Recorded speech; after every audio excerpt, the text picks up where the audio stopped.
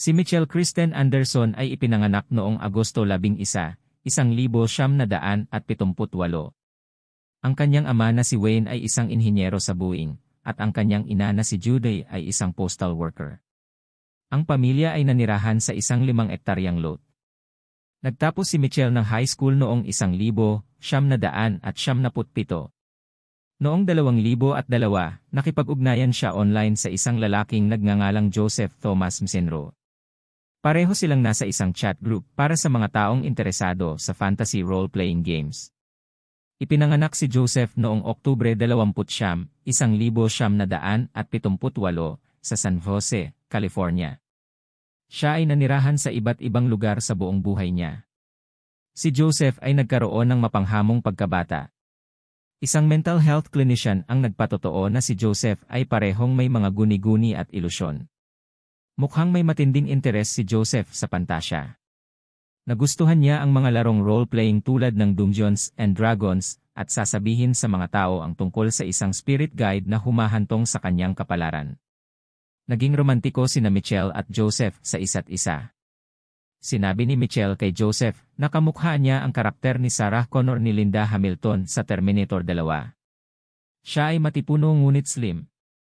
Matapos makipag-usap sa loob ng 6 na buwan, si Joseph, na nasa Arizona sa panahong ito, ay lumipat sa Washington upang makasama si Michelle. Noong una niya itong makilala ng personal, nagulat siya sa pisikal na anyo nito. Hindi siya kamukha ni Linda Hamilton. Sinabi ni Joseph na hindi siya matipuno at medyo malaki. Sa kabila ng panloloko, gusto pa rin ni Joseph na pakasalan si Michelle. Hindi kailanman nakipag-usap si Joseph sa kanyang ina pagkatapos umalis sa Arizona patungong Washington. Noong 2004, lumipat ang mag-asawa sa isang trailer sa Washington. Habang nakatira sa trailer park, nagtrabaho si Joseph sa isang Target store at si Michelle ay isang night security guard para sa Nintendo. Si Michelle at Joseph ay hindi nagustuhan ng kanilang mga kapitbahay sa trailer park. Sinabi ng mga kapitbahay na kapag halimbawa kung ang isang pusa ay gumagala sa kanilang balkonahe o ang isang kotse ay nakaparada sa kanilang paradahan o ang mga bata ay naglalaro sa kanilang bakuran na galit ang mag-asawa. Magagalit si Michelle. Sisigaw siya at sisigawan ang kanyang mga kapitbahay at pagkatapos ay humingi ng tawad sa bandang huli. Noong 2006, lumipat ang mag-asawa sa isang trailer na nasa property na pag-aari ng mga magulang ni Michelle. Ito ay sa parehong ari-arian kung saan nakatira ang kanyang mga magulang sa kanilang tahanan. Nagpatuloy si Joseph sa pagtatrabaho, ngunit si Michelle ay walang trabaho habang nakatira sa ari-arian ng kanyang mga magulang. Si Michelle ay pinipilit ng mga magulang niya na magbayad ng upa at mga kagamitan para sa trailer na ginagamit niya sa kanilang ari-arian. Noong Disyembre 24, 2007, nagmaneho sina Michelle at Joseph mula sa kanilang trailer patungo sa bahay na tinitirhan ng mga magulang ni Michelle. Ito ay isang maikling biyahe, 600 talampakan lamang. Ang mag-asawa ay armado ng 2 pistola. May semi-automatic pistol si Michelle at may revolver si Joseph. Pagpasok nila sa bahay, hinarap ni Michelle ang kanyang ama na si Wayne habang ginagambala ni Joseph ang ina ni Michelle na si Judy. Pinaputok ni Michelle ang kanyang baril sa kanyang ama, ngunit hindi niya napuruhan. Pagkatapos nito, nagmalfunction ang kanyang pistol. Nang makitang hindi nagtagumpay si Michelle, pinatay ni Joseph si Wayne. Tumakbo si Judy sa silid kung saan pinatay si Wayne. Binaril siya ni Joseph ng 2 beses, na ikinamatay niya. Kinaladkad ni na Michelle at Joseph ang mga bangkay palabas at sinubukang linisin ang bahay. Naghintay sila sa bahay dahil plano nilang gumawa ng karagdagang pagpatay. Ang kapatid ni Michelle na si Scott at ang kanyang asawang na si Erica ay nasa isang holiday dinner at inaasahang bibisita sa bahay ni na Wayne at Judy ng gabing iyon. Kasama nila Scott at Erica ang 2 sa kanilang mga anak, ang 5 taong gulang na si Olivia at ang 3 taong gulang na si Nathan. Nang dumating si Scott at ang kanyang pamilya sa bahay, hinarap ni Michelle si Scott na hiningi ang pera na inutang ni Scott sa kanya. Sa ilang mga punto, tinangka ni Scott na agawin ang sandata ni Michelle. Binaril si Scott at ang asawa niyang si Erica ni Michelle.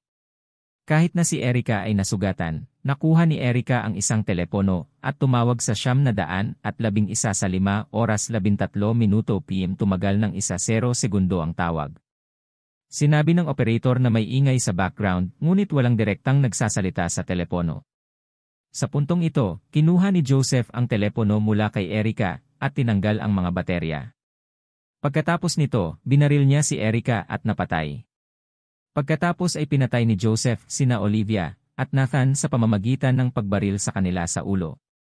Ang mga pulis ay tumugon sa tawag ni Erica sa 911 at dumating sa 5 oras 45 minuto PM. Sa oras na ito, na-lock na ni Mitchell ang gate sa pasukan ng property.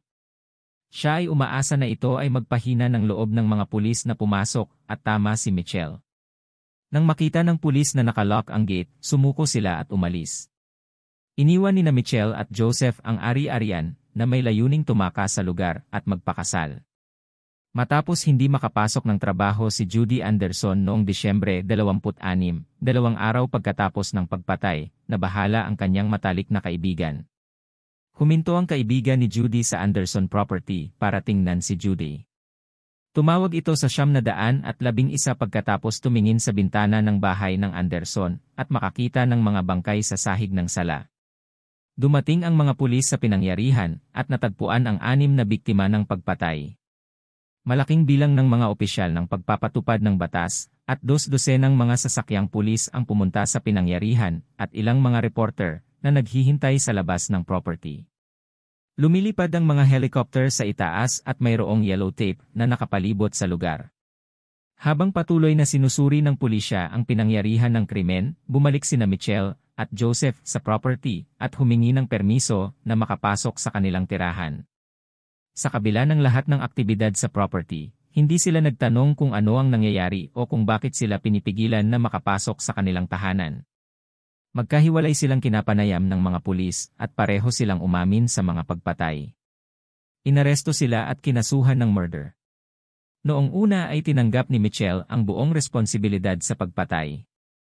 Sinabi ni Mitchell na kailangan siyang bitayin dahil sa lahat ng kanyang nagawa at sa tingin niya, kung pumatay siya ng grupo ng mga tao, hindi siya sigurado kung karapat-dapat siyang mabuhay. Tinanggap din ni Mitchell ang responsibilidad bilang mastermind. Sabi niya na tinulak niya si Joseph dito. Sa kalaunan ang ideya ng pagbitay ay hindi masyadong nakakaakit kay Mitchell at pinahintulutan niya ang kanyang mga abogado ng depensa na ipaglaban ang habang buhay sa bilangguan at hindi kamatayan. Sinisi ni Mitchell ang mga miyembro ng kanyang pamilya. Galit siya sa mga ito dahil naniniwala siyang hindi gumagalang at tinatapakan siya ng mga ito.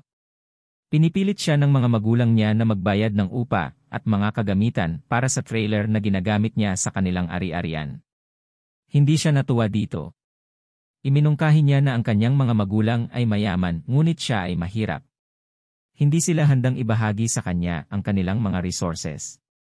Bilang karagdagan sa mga problema sa kanyang mga magulang, hindi nasisiyahan si Mitchell sa kanyang kapatid na si Scott.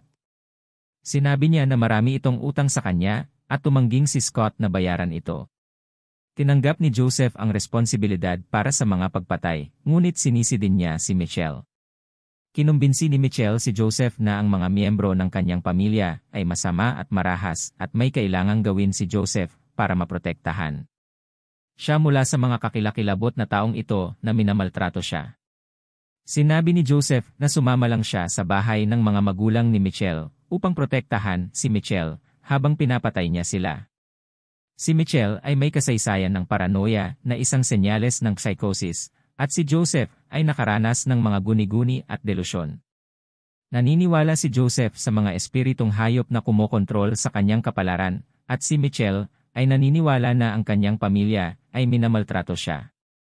Ang shared psychotic disorder ay nauugnay sa homicide. Noong 2015, napatunayang nagkasala si Joseph Msenro sa 6 na bilang ng pinalubha na first-degree na pagpatay. Hinatulan siya ng habang-buhay na pagkakakulong ng walang posibilidad ng parol. Si Mitchell ay napatunayang nagkasala ng parehong mga kaso noong 2016 na nakatanggap ng parehong sentensya.